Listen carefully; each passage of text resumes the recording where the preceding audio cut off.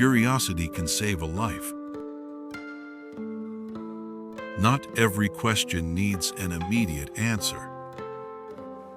I started asking questions no one wanted to answer. Not because I liked to argue, not because I wanted to stand out, but because I couldn't stop wondering, why do people accept everything just because someone else says so? I was 16, living in a poor neighborhood, attending a modest school where the only question was, did you finish your homework? No one ever asked, what do you think about life? The older I got, the more I realized. Everything around me seemed carefully designed to suppress curiosity. Teachers read from lesson plans. Parents repeated inherited advice. Friends talked only about grades, celebrities, and dreams programmed by television. I felt suffocated, not because I didn't love my family or respect my teachers, but because I sensed that if I continued like this, I would disappear. Not die, but dissolve into something invisible. Obedience. One day, I wrote in my old notebook, what if everyone is wrong? And I couldn't stop writing after that. Curiosity wasn't something I chose. It chose me. Adults often call it trouble. But really, it's the survival instinct of a mind refusing to go numb. When you begin to question everything, that's when you begin to truly live. I wasn't smarter than anyone. I just wasn't good at ignoring the absurd. Have you ever felt that? When the world tells you, don't ask, just follow. But your heart pounds harder with every new question. I didn't need all the answers. I just needed someone to say it was okay to ask. When everything felt unclear, I started seeing what others overlooked. I can't remember exactly when it started. Maybe it was during one of those gray afternoons when no one called my name. When I blended into the background, I began to observe, not because I was taught to, not because I had a goal, but because I needed a place to shelter my mind. And in the real world, no one offered that space. I noticed things so small that adults called them useless. The old fan made a strange click every 17 seconds. The classroom wires were looped, incorrectly potential fire hazard. The math room door creaked uniquely because its hinge was rusted at a 7-degree tilt. No one noticed, but I did. I had no idea what I was doing, but I sensed that if I kept looking at the world with my own eyes, I might find something, a pattern, a hidden structure, a rule, a way. So I started writing things down, not to boast, not to prove anything, but because if I didn't preserve what I observed, I feared I'd lose it and drift back into confusion. Later, when I read about Steve Wozniak, co-founder of Apple, I was stunned. He too had been a kid obsessed with taking apart radios, just to ask, what do signals look like inside? Woz didn't study because he had to. He learned because he couldn't help himself. I thought of Ada Lovelace, the world's first computer programmer. No one assigned her that role. She simply saw the elegance of mathematics in the motion of real life and wanted to record it. These people weren't shaped by superior education systems.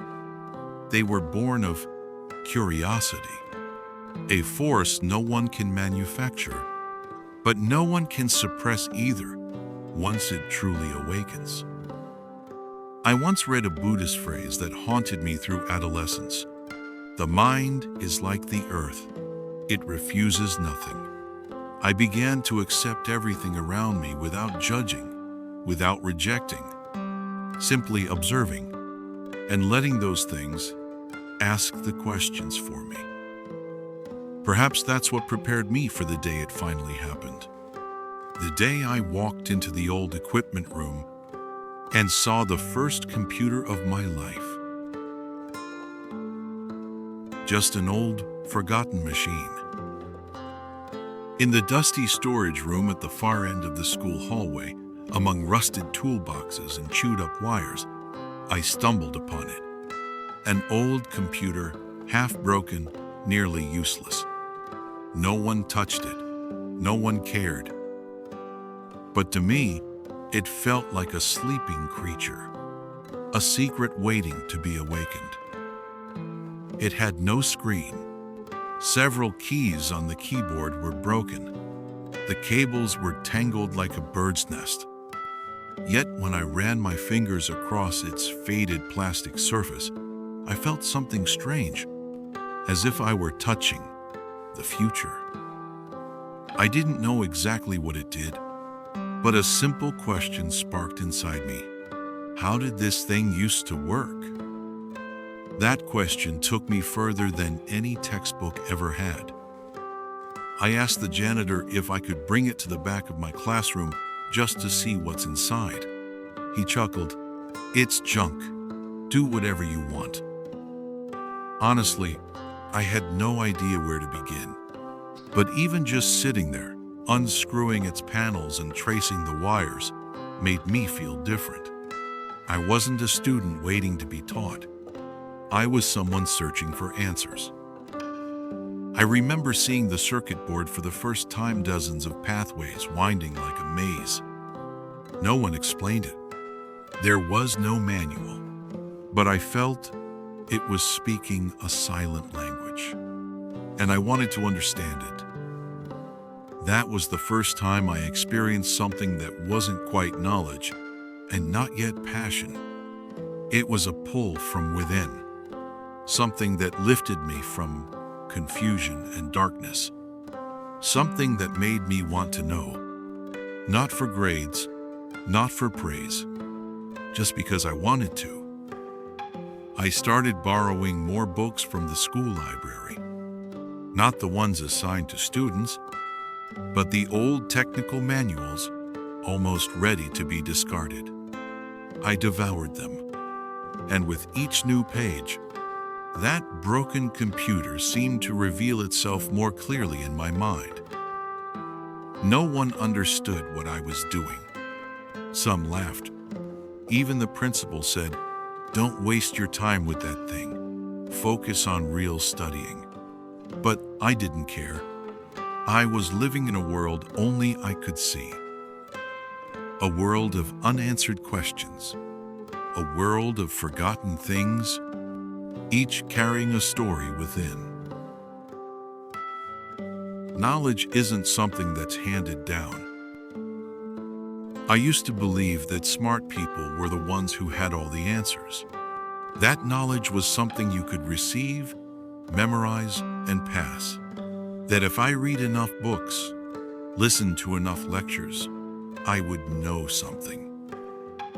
But I was wrong. I never found life in the mandatory textbooks. No school lesson ever helped me understand why I felt so alone sitting in a classroom. No lecture could explain why I felt. There had to be more to this world than grades and formulas.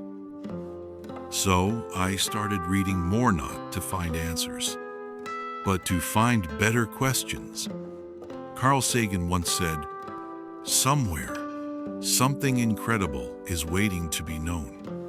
Somewhere out there, something beautiful is just waiting to be discovered." And often, that something isn't something we're taught. It's something we have to find on our own. Bertrand Russell, the philosopher with a face like an ancient professor, once wrote, "The whole problem with the world is that fools and fanatics are always so certain of themselves, and wiser people so full of doubts. Maybe the world is a mess because the loudest people are the most ignorant, and the thoughtful ones are filled with doubt." That's when I began to understand. Knowledge isn't a finished product. It's the result of questioning, of walking a path no one teaches you how to take. Einstein didn't believe in mechanical learning either. He famously said, "I have no special talents. I am only passionately curious. I don't have any particular gift. I'm just deeply curious." That, too, became my starting point. The day I touched that old machine in the equipment room, I knew nothing about it. No one ever taught me how a computer worked. To others, it was just a forgotten box. But to me, it felt like a door. I opened the back panel and saw a silent, intricate world. Wires, circuits, capacitors. No explanations. No user manual. Just one simple question. How does this thing work? That's when I realized I learn best not when someone is talking, not when I'm copying notes, but when I'm standing in front of something I don't understand and desperately want to. Knowledge wasn't something anyone gave me. It was something I had to reach for. That feeling, it was terrifying and electrifying, like walking through the dark and lighting up the path with every step. Like reaching for a door no one invited you to open, yet you feel you must. Like hearing a quiet voice whisper in your chest, "Keep going, don't stop." A forgotten corner and a new question. I had sat in front of that machine many times. I touched it, observed it like a strange creature, unnamed, silent, unfamiliar, yet oddly familiar. No one asked me to fix it. No one expected anything. But this time, I wanted to try. I asked the maintenance teacher if I could open the machine and take a look. He didn't stop me, but he didn't expect much either. "Go ahead, just don't make it worse." I nodded, not hoping for success. I just wanted to know what was inside and why it bothered me so much. I brought paper and pencil with me, opened the case like a modern archaeologist. Each circuit, each tiny chip, every wire, it was all foreign, but I wasn't afraid. No one could answer my question. How does this even work? So I started learning to find that answer myself. I wrote down everything I saw, not for homework, but to understand a world run by logic so unlike the hollow words I heard every day. I went to the library and asked for anything related. The librarian gave me some old photocopied books about Pascal programming. No one had touched them in years. I read them, barely understanding. But I felt something spark, and I began to write code on paper. No screen, no disk drive, no way to run it. I just wrote, erased, rewrote, as if I were learning to speak to a silent mind. No grades, no applause, but I felt like I was stepping into a whole new dimension. I didn't know where I was going, but I knew I was moving. And that machine, in its dusty little corner, became the first door I ever opened without anyone handing me the key. The first line of code, I had no idea what I was doing, but I couldn't stop. I don't remember exactly what my first line of code was. I just remember it was written in blue ink on a lined library notebook. I sat cross-legged on the floor of the equipment room, no screen, no keyboard, no audience, and started programming like I was writing a poem. I didn't know if it was right. No one taught me. There was no way to test it. But I couldn't stop. Each line of code was a question with no answer. When you don't know whether something works, your imagination makes it work. And in that imagining, I felt more alive than ever.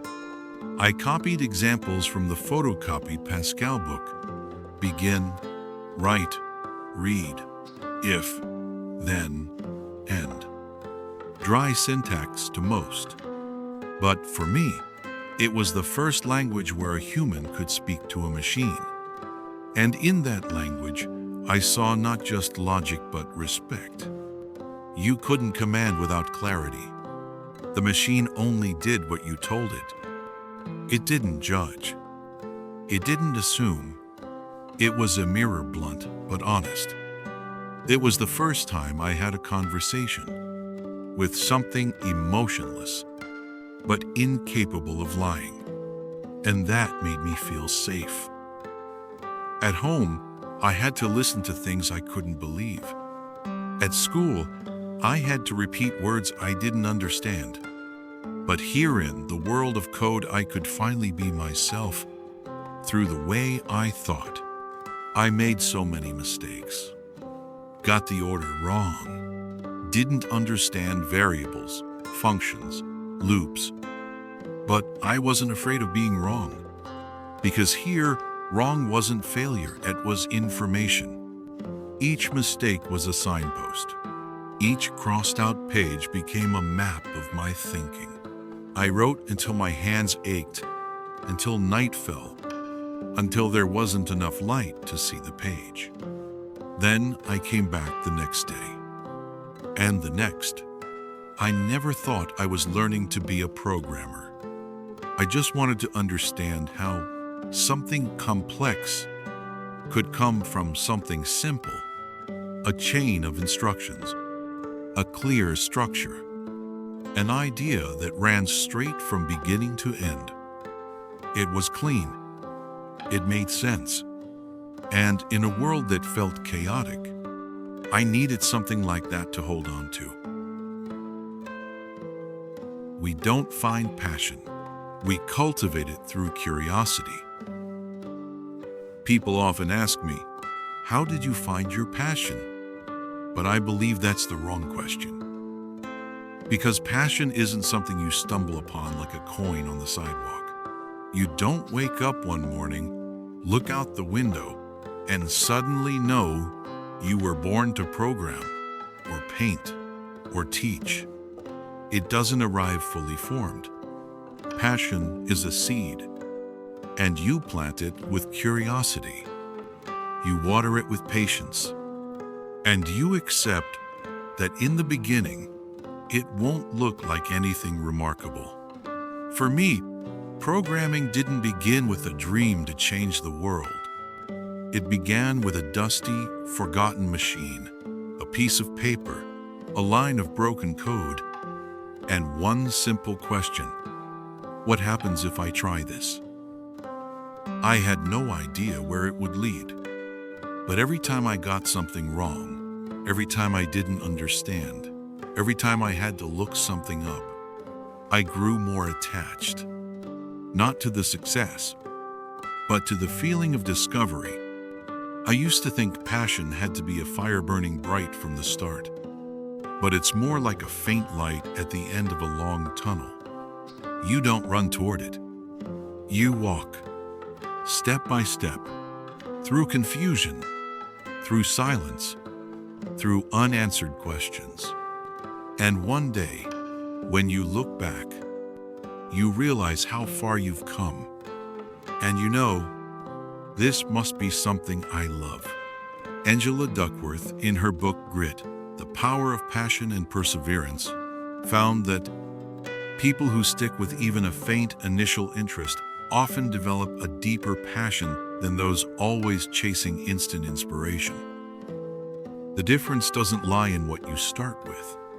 It lies in whether you're curious enough to keep going, even when nothing makes sense yet.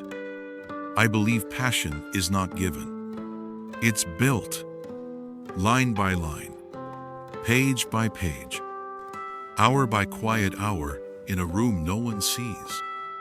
Those small repeated acts, those were what taught me how to love what I do. There were moments I wanted to quit, but curiosity always pulled me back. There were many times I thought I was doing something foolish. No one was guiding me. No one understood. No one even bothered to ask what I was doing in that dusty equipment room. And sometimes I asked myself, will all these numbers ever lead somewhere? Nights spent writing code on paper, decoding lines of Pascal from a torn, photocopied book. There were moments I would finish a long stretch of code, only to realize I had made a syntax error from the first line. Everything had to be redone. There was no Control+Z on pencil and notebook. I almost gave up. Once, I crumpled all my notes, threw them into the corner, and slammed the door like I was mad at the whole world. I thought, maybe not everyone is born to understand machines. Maybe I should go back and do something more practical. But somehow, the next morning I came back. And what brought me back wasn't the hope of becoming a genius. It wasn't even the thought that this would get me a better job someday. It was something simpler. I hadn't found the answer yet. There was a line of code I still didn't understand. An operation I didn't fully grasp. An algorithm I read about that I wanted to try writing my own way. There's a Buddhist verse I read years later, but I think I lived it back then without even knowing. The mind is like fire, needs no one to blow it, just a little breeze. And those breezes were simply the unanswered questions. Albert Einstein once said, "It's not that I'm so smart, it's just that I stay with problems longer." I never thought I was smarter than others. I just hadn't walked away from the question yet. When you're curious long enough, you don't need a reason to return. The question calls you back. This world has countless undiscovered corners just waiting for someone willing to ask, one more time, why? Curiosity can save a life. I used to believe that to change your life, you needed a dramatic turning point, a breakdown, a loss, someone showing up to hand you a new direction. But in the end, what pulled me back from my darkest days wasn't someone, wasn't something, it was a question, one that hadn't been answered yet. Why does this machine even work? Why won't this code compile? Why do I care so much about understanding this? I didn't have the answers, but every time I tried to find them, I felt alive. Not alive as in behaving well, not alive as in making my parents proud. Alive as a mind trying to understand the world it's placed in. And the truth is, you don't need all the answers to find meaning. Sometimes, just the desire to understand is enough to keep you from sinking. One afternoon, after dozens of errors, I tried again. The old computer wheezed in the back corner of the equipment room. Faint characters blinked on the screen like they came from another planet. I still remember that feeling. That first time I made a machine speak back. I typed, "Write hello," and there it was. Hello. Just 2 seconds. But to me, it was a kind of quiet power. For the first time, I could make something respond. A command obeyed. A small world operating by the rules I wrote. No one taught me. No one applauded. But no one stopped me either. The philosopher Friedrich Nietzsche once wrote, "He who has a why to live can bear almost any how." My why wasn't about becoming a programmer or making money from tech. It was this. I simply never stopped being curious. I refused to live like a shadow, repeating what others say, echoing what others believe, walking roads someone else already paved. I wasn't sure I was smart, but I was sure I wasn't afraid to not know. And once you stop fearing the unknown, your mind begins to open. That's when life begins to grow. Viktor Frankl, a Holocaust survivor, once said in Man's Search for Meaning, between stimulus and response, there is a space. In that space is our power to choose our response. In our response lies our growth and our freedom. I believe that curiosity is that space. That pause between what you see and how you respond. The curious don't rush to conclusions. They ask, they slow down, they breathe. And sometimes, one quiet moment like that can change your life. I don't know if I'm gifted. I don't know if I'll ever be successful. But I do know I'm still alive, still asking, still moving forward. And if you're lost, stuck, or feeling numb, try asking a small question. You never know. That question might just save you. I don't know where I'm going, but for the first time, I want to go. I didn't have a map, no clear destination. No one told me I'd succeed if I followed this path. But for the first time in my life, I wanted to go. Not because someone told me to, not to prove anything, just because something inside me had finally woken up. You might think, what's the point of being curious? I used to wonder that too. But then I realized, people don't seek answers to be great. They seek so they don't die on the inside. I didn't repair that old computer to become an engineer. I didn't write code to impress anyone. I didn't read books to get ahead. I did all of it because I wanted to understand how the world works. Understand why I felt alone. Understand why a blinking word on a screen could make my heart race. For the first time, I looked at the future and didn't flinch. I didn't know where I was headed, but I wanted to go. If you're out there feeling lost, here's what I'll say. You don't need to know where the road ends. You don't need to be certain you're good enough. You just need to be curious enough to take one more step. Just one. And if you feel like you have nothing left, that's okay. You still have your questions. And sometimes, one question is enough to save your life. Hello everyone, I'm Lily, the youngest daughter of Victor Dominic.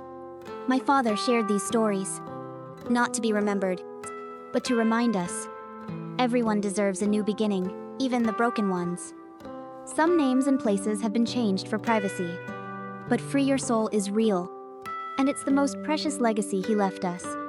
Today, I'm sharing it with you, hoping it reaches someone who needs a quiet, gentle whisper. Thank you for listening with your heart. I'll see you in the next stories.